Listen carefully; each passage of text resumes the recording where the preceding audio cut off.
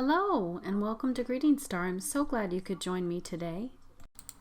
Hi guys, I have a sweet friendship card for you today, and it's made using supplies from the March 2021 Spellbinders card kit of the month. It's called Celebrate Spring, and I'm using these dies. These are not from Spellbinders. These are Sizzix. They didn't come in the kit, but I'm just going to use that. I'm not going to cut my card. I'm just going to cut that purple paper with that heart die. So first I'm going to trim down the floral page so it'll fit on my A2 size card. So that's 4 1/4 by 5 1/2. And I do want the direction of this paper to go a certain way, so I have to cut it properly, and I made a mistake that first time, so I just corrected it there. So now it'll fit on my card perfectly, and I'm going to cut out that heart right there. And I think that sends such a sweet message with those two. It just lets you know that they care about each other. I like that very much. So and I end up not using that piece of grass at the bottom there. I decided against it.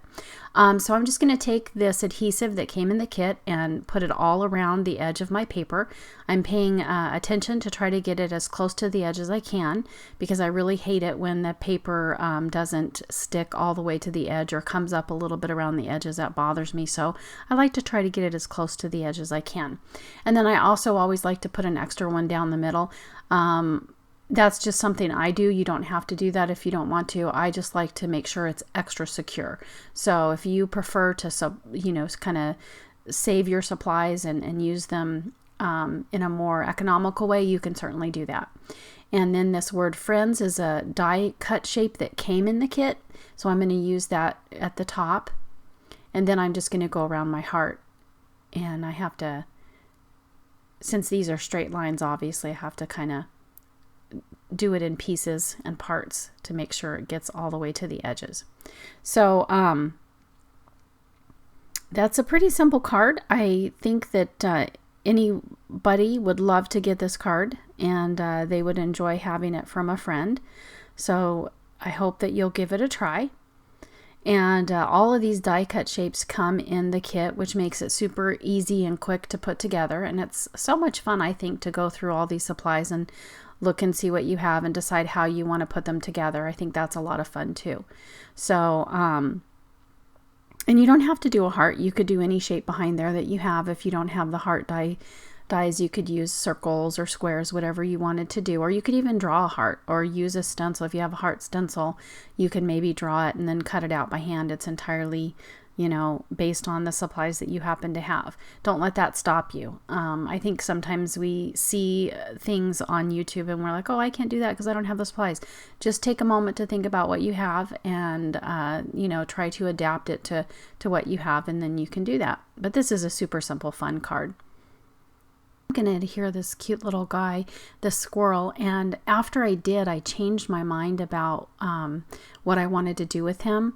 I'm going to write something on the inside, and I wanted him to be reflecting of what I'm going to say on the inside. Now, he's holding an acorn, but I thought it would be super cute to have him hold some flowers. So I just go ahead and change that later. I have to pull him up. But that little piece there says, I'd always pick you. So what I'm going to do is I'm going to write on the other side of the card, if friends were flowers, and then this little piece here says, I'd always pick you. So that's why I want him to be holding flowers on the inside. So now I'm just going to choose some of these die cut shapes that came in the kit to decide how I want to embellish the inside of my card, and then I'm going to lay those down. And I really like these little flowers. They're so dainty and pretty. So I decide to put those blue leaves there, even though they don't exactly match that green, because I thought that they looked really pretty. So I'm going to adhere this first one with that adhesive tape, but then I go ahead and decide to pull out my Tombow Mono, because I had a comment from a subscriber. I had asked if they had any suggestions about how to fix my jewel picker, and they said to use this blue tack, which I thought was a really great idea. The package that I have is called Loctite, so I'm sure they market it with different names and stuff depending on, the manufacturer and so on and so forth. But it's just that sticky stuff. I used to use it to hang posters on the wall. So it's entirely, up to you how you use it. But I thought that was such a great comment comment. So I wanted to give a shout out to Alan and tell her thank you for giving me that tip. It was a great tip, and I wanted to demonstrate using that for you today too, so I could share it with you in case you had that same problem. So anyway, this Kelly Creates is a hand lettering brush pen. Well, it's not a brush. It has a regular, like, it looks like a felt tip. I don't know what it's made of, but it is it's bendable and movable. You know, when you add pressure, you'll get a thicker line, and when you take up pressure, you get a thinner line.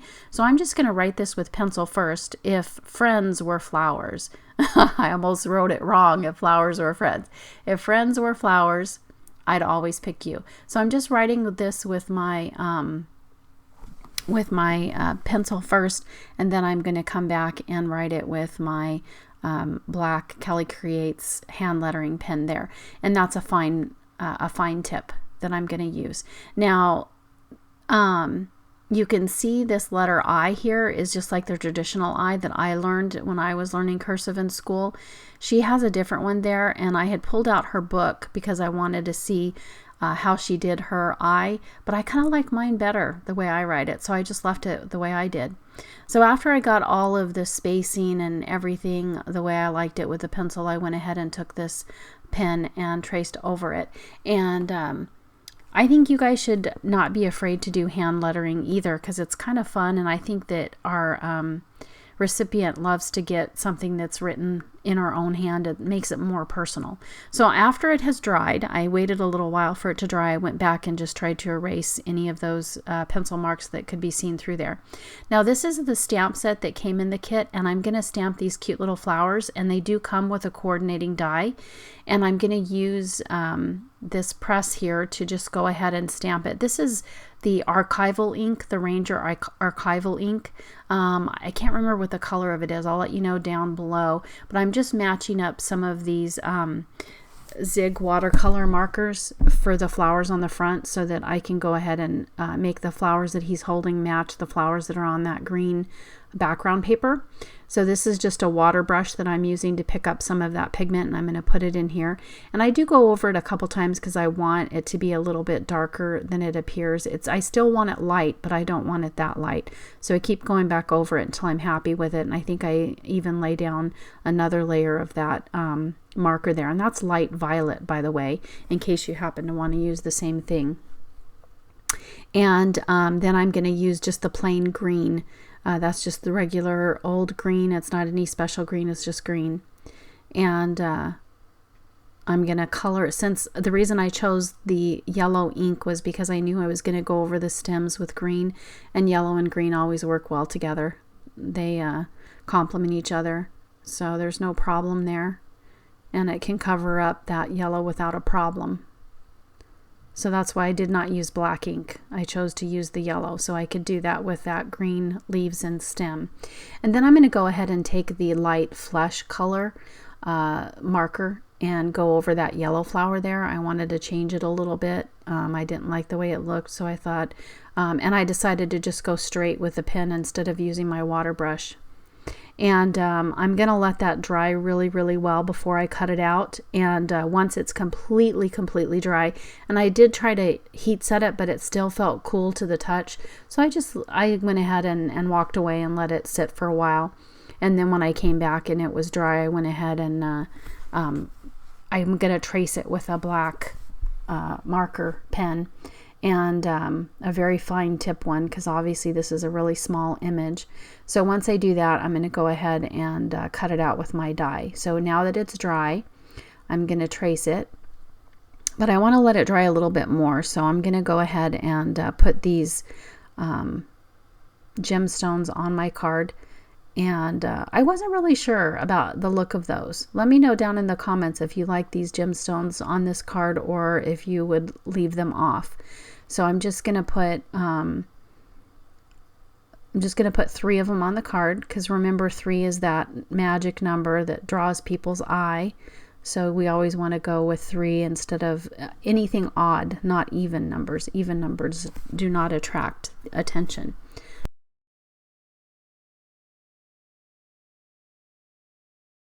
And now that these flowers are completely dry, I'm going to go ahead and trace around them with this black fine tip Faber-Castell marker here that I have.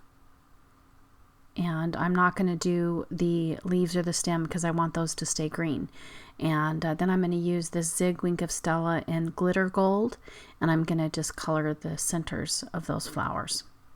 And then I'm going to cut it out with my die and bring it back. And this is where I have some trouble because I'm going to try to do some card surgery and use kind of a little, it's not an X-Acto knife, but it's still a razor cutter, and I'm just going to try to go around, and it didn't work on that first one, so I went ahead and got you get 2 in the kit, so I got the second one out, and I'm doing it this way, and I'm just trying to get that little area open to stick the stem of those flowers in there. And once I do that, I'll just pop him right on top of the other guy. Or no, actually I think I pulled the other guy off and put him aside, and I can use him on another project. But I'm going to go ahead and try to get those stems through there as best I can. Trying to pull with those tweezers. And I finally get enough through to do that with my hand. So now I'm going to take him off. And I'm trying to do that gently so I don't tear him. And I can use him on another project. And then I'm just going to add some Tombow Mono to these pop-up dots because I want to make sure that that adhesive is still strong. And he'll stay on the card for me. And then I'm just lining him up with a ruler. And there we go. I think that looks really sweet. I love that a lot.